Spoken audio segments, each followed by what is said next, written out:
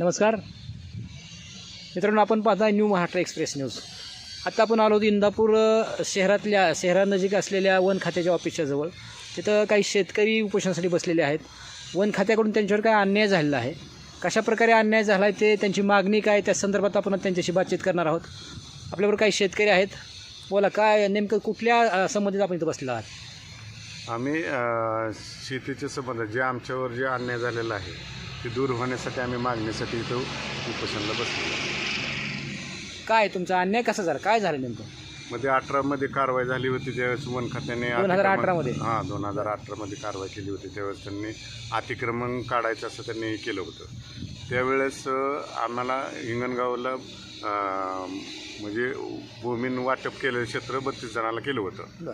32 जणांना केल्यावर त्यांनी अतिक्रमण काढत असताना 27 जणांना वाटून दिलं क्षेत्र आणि 5 जण शेतकरी आम्हाला थोडं क्षेत्र असल्यामुळे 2 एकर 1.5 एकर असल्यामुळं आम्हाला तिथं सांगितलं गेलं की बाबा तुमचं 76चं आहे, कायदेशीरप्रमाणे तुम्हाला CC क्षेत्र मिळणार आहे, पण आम्हाला हे आता जी काही लोकांनी अतिक्रमण केलं ती काढू द्या.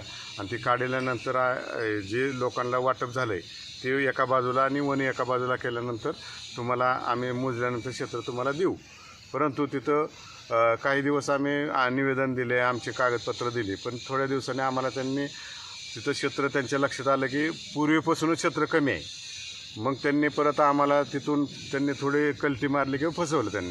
त्यांनी सांगितलं की तुम्हाला बाबा हे क्षेत्र कोणी दिलं आहे. आता त्यांना माहीत नाही का मग कुणाला दिलं आहे, 27 जणांना दिलं आहे ती त्यांना माहीत होतंच ना. मग तरी बी आम्हाला विचारणं त्यांनी म्हणले की तुम्हाला क्षेत्र कोणी दिलं आहे तुम्ही त्यांच्याकडे तुम्ही जावा. म्हणून आम्ही मग कलेक्टर साहेबाकडे गेलो आणि तिथं निवेदन दिलं, उपोषणाला बसलो. मग कलेक्टर साहेबांनी मिटिंग लावली. त्यावेळेस लक्ष्मी मॅडम, परत आपले माननीय भरणे मामा त्यांनीसुद्धा मिटिंग लावली होती. त्यांनी तिथं आम्हाला त्यांचं सहकार्य झालं होतं.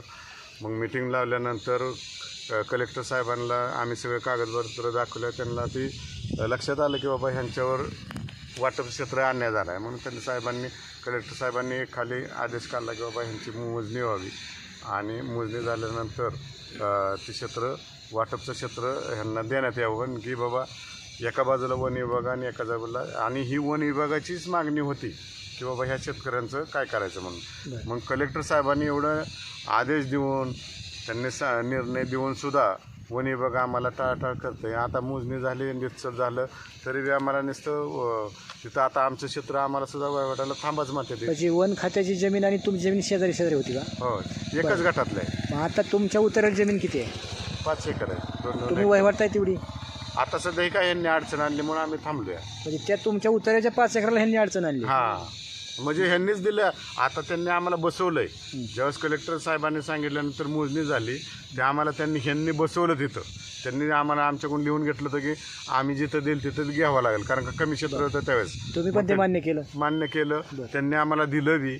त्यांचं म्हणजे आम्हाला असं त्यांनी दिलं बी नाही असं नाही, ते दिलं, मोजणी केली. फक्त आता अंतिम निर्णय थांबा म्हणून आम्ही थांबलो होतो. आता 1-1.5 वर्ष थांबलो. मग आता कुठवर थांबणार? तुम्ही वहिवाटताय का दिला? आता सध्या ही वहिवाटाला अडचण आणतात म्हणून तर आम्ही वहिवाटून देत नाहीत. हां, म्हणजे राज्याच्या मंत्र्यांनी सांगून सुद्धा, कलेक्टरनी सांगून सुद्धा वन खातं ऐकत नाही. वन खात्याची जमीन कोरतात हे आपण ऐकलं होतं, पण वन खातं शेतकऱ्यांची जमीन कोरतं हे नवीनच आपण घटना ऐकतो. हां, आणि सांगायचं म्हणजे मी आदिवासी आहे.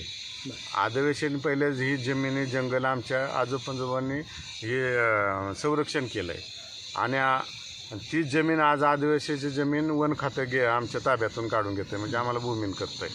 हे अन्याय मोठा आहे आमच्यावर. मग मला म्हणायचं आहे की जर आम्हाला तुम्ही मागणी केली, म्हणजे आदिवासी जमिनीसाठी आम्ही मागणी केली, तर वन विभाग आम्हाला जमिनी देतं. आज देतं ना, ही आमच्याकडूनच घेते ती. मग हे फार मोठा अन्याय आहे ना.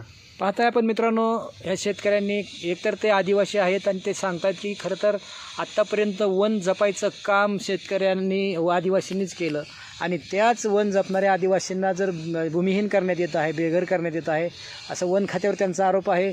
आणि वन खात्याचं म्हणणं आहे की ते जमीन आम्ही तुम्हाला देऊ, पण अद्याप त्यांनी दिलेली नाही.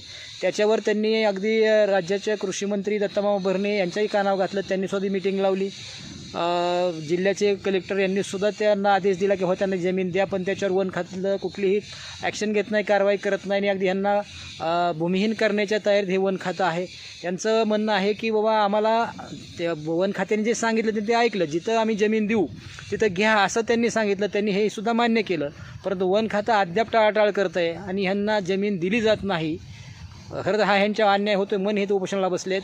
मला सांगा, उपोषणाला बसला किती दिवस झाले तुम्ही?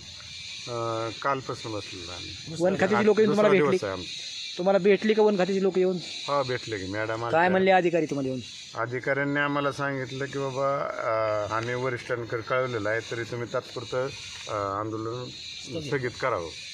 पण आमची मागणीच आम्हाला म्हणजे ज्याच्यासाठी बसलोय त्याच्यात काहीच दिलं नसल्यामुळं आम्ही काही मान्य आम्हाला ते नाही. त्या म्हणजे बघा, ज्या मागणीसाठी उपोषणाला बसले आहेत त्याची मागणी कुठलीही पूर्तता न करता उपोषणाला बसू नका म्हणते सांगतायत. म्हणजे ह्यात सुद्धा टाळाटाळ दिसते.